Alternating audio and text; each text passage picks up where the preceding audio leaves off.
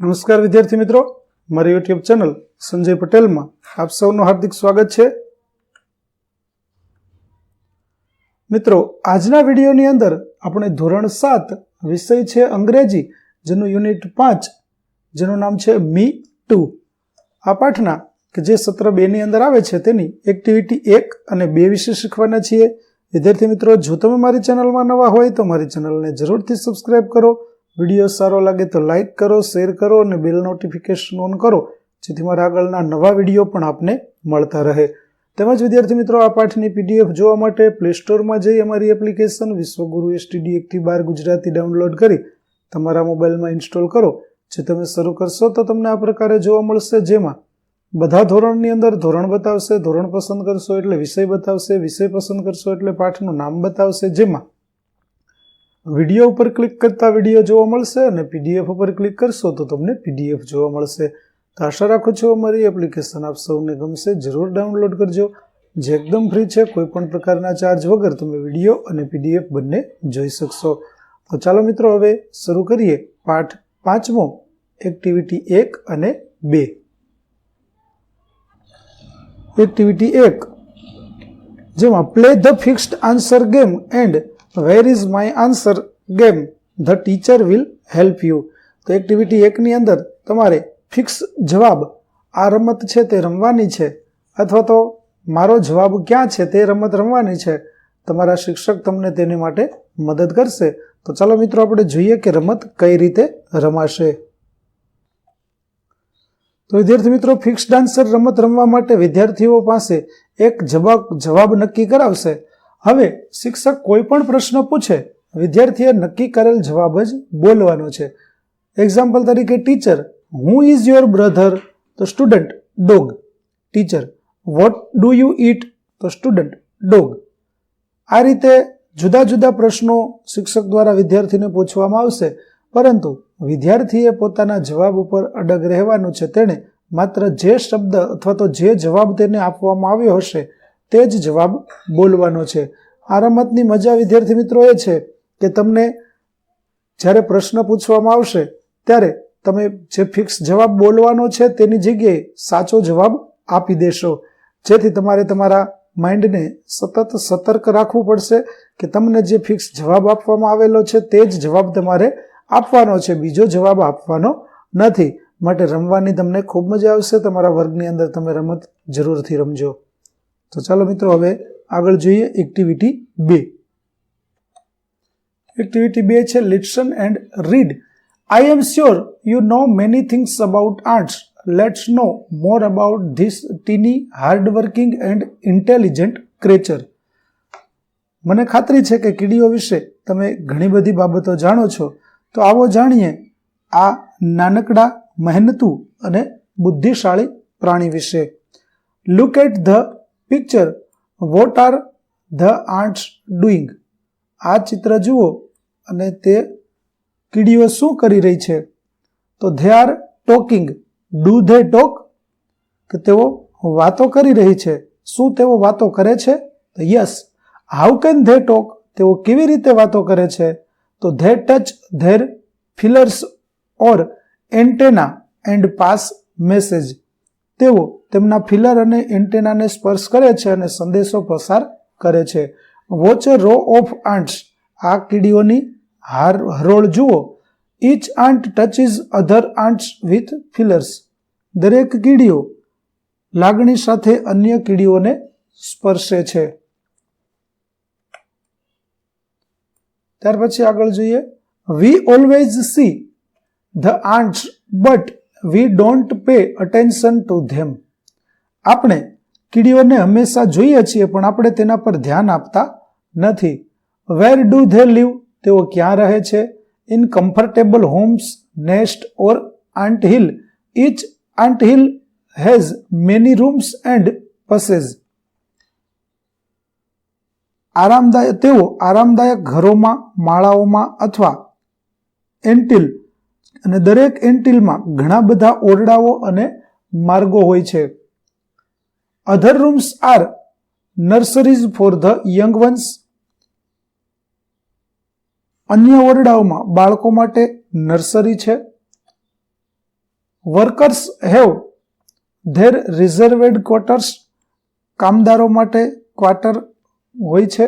The workers search and fetch the food into the ant hill, કામદારો એન્થિલમાં ખોરાક શોધે છે અને લાવે છે. Some rooms are store houses for food, કેટલાક ઓરડાઓ ખોરાક માટેના સંગ્રહ સ્થાનો હોય છે. સોલ્જર્સ હેવ સેપરેટ રૂમ્સ, સૈનિકો પાસે અલગ રહેવાની વ્યવસ્થા હોય છે. Soldiers do not go out searching for food, એટલે કે સૈનિકો ખોરાકની શોધમાં બહાર જતા નથી.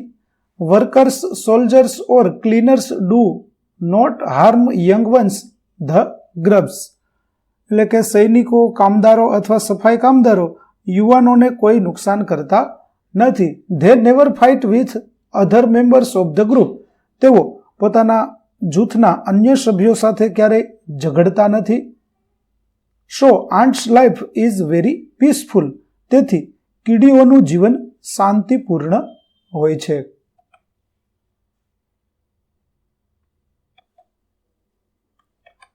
The queen ant lives for about 15 years, રાણી કીડી લગભગ 15 વર્ષ જીવે છે. ઇટ લેઝ એગ્સ, તે ઈંડા મૂકે છે. Eggs are hatches and grubs come out, ઈંડામાંથી બચ્ચા બહાર આવે છે.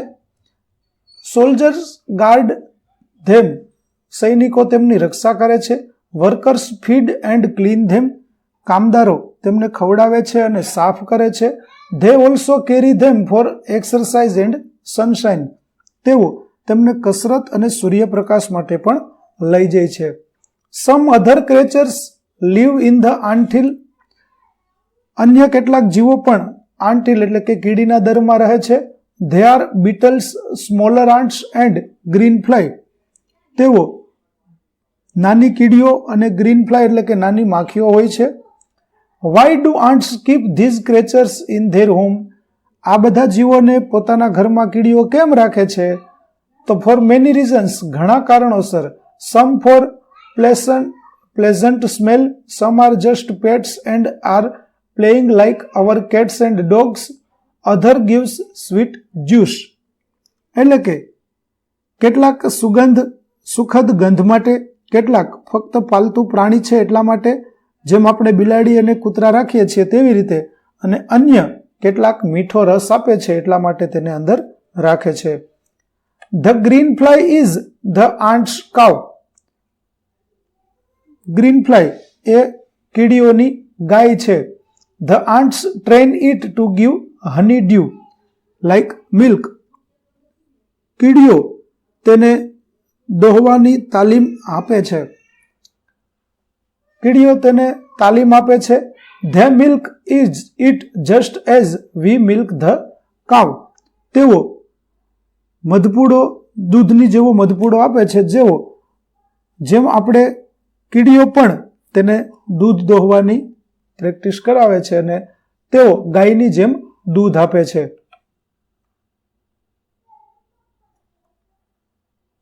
ત્યાર પછી activity B, find out synonyms for underlined words in A from B. Draw a arrow as shown in the example. એટલે કે એમાં લીટી કરેલા જે શબ્દો છે તેના સમાનાર્થી શબ્દો આપણે બી માંથી શોધવાના છે અને તેની નીચે આપણે લખવાના છે. તો ચાલો આપણે જોઈએ. જેમ કે ફિલર્સ તો એન્ટેના, ક્રેચર્સ એટલે થશે એનિમલ, કાઇન્ડ્સ એટલે થશે ટાઈપ્સ, સર્ચ એટલે ફાઇન્ડ આઉટ, રો ઓફ તો થશે લાઇન અને નર્સરી તો થશે બેબી રૂમ. ત્યાર પછી C, fill in the blanks, ખાલી જગ્યાઓ પૂરવાની છે. તો ચાલો આપણે ખાલી જગ્યાઓ જોઈએ.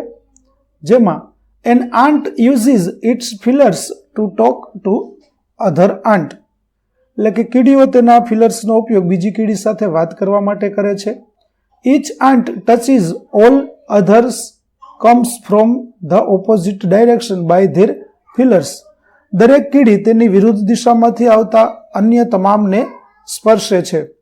ત્યાર પછી the ant lives in ant hill, કીડીઓ કીડીના દરમાં રહે છે. Workers spent most of their time search for food, કામદારો સતત મોટાભાગનો સમય ખોરાકની શોધમાં વિતાવતા હોય છે. ક્વીન લેઝ એગ્સ, રાણી કીડી ઈંડા મૂકે છે. સોલ્જર્સ હેવ સેપરેટ બેરેક્સ, સૈનિકો માટે અલગ બેરેક હોય છે. The ants life is very peaceful, કીડીઓનું જીવન ખૂબ જ શાંતિપૂર્ણ હોય છે. Green fly is the ants cow, green fly એ કીડીઓની ગાય છે. The ants train the green fly to give honey dew, એ કીડીઓ હની ડ્યુ આપવા માટે ગ્રીન ફ્લાયને તાલીમ આપે છે. અને the ants keep some creature just for pets or pleasant smell, કીડીઓ કેટલાક જીવોને માત્ર પાલતુ પ્રાણીઓ અથવા સુખદ ગંધ માટે રાખે છે. ત્યાર પછી D, how do aunts talk, કીડીઓ કેવી રીતે વાતો કરે છે? તો જવાબ આવશે ટચિંગ ધેર એન્ટેના, એકબીજાના એન્ટેનાને સ્પર્શીને વાતો કરે છે. બીજું, how do the aunts touch each other with their antenna, તો તેઓ શા માટે એકબીજાના એન્ટેનાને અડે છે? તો ટુ ટોક, વાતો કરવા માટે. Some rooms are nurseries for young ones, કેટલીક રૂમોમાં નર્સરી જેવી વ્યવસ્થા હોય છે. કોના માટે? તો તેમના બચ્ચાઓ માટે. હું કલેક્ટ ફૂડ, કોણ ખાવાનું ભેગું કરે છે, ખોરાક કોણ શોધે છે? તો વર્કર આન્ટ્સ, કામદાર કીડીઓ ખાવાનું શોધે છે. ત્યાર પછી પાંચમું, who lives in the ants home, કીડીઓના ઘરમાં કોણ રહે છે? તો ગ્રીન ફ્લાય એટલે કે લીલી માખીઓ. ત્યાર પછી આન્સર ધ ક્વેશ્ચન. પહેલો પ્રશ્ન, where do the soldier live, સૈનિકો ક્યાં રહે છે? તો સોલ્જર્સ લીવ ઇન બેરેક્સ, સૈનિકો માટે અલગ બેરેકની વ્યવસ્થા હોય છે. હું ગાર્ડ ધ ગ્રબ્સ, એટલે કે નાના બચ્ચાઓને કોણ સાચવે છે?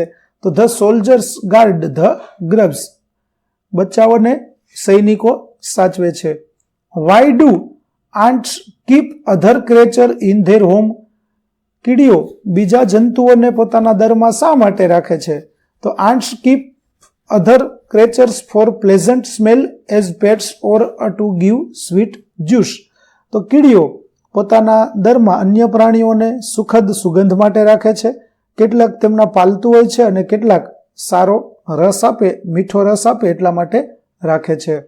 ચોથું, how long does the queen ant live, રાણી કીડી કેટલા વર્ષ સુધી જીવે છે? તો the queen ant lives for about 15 years, રાણી કીડી 15 વર્ષ સુધી જીવે છે.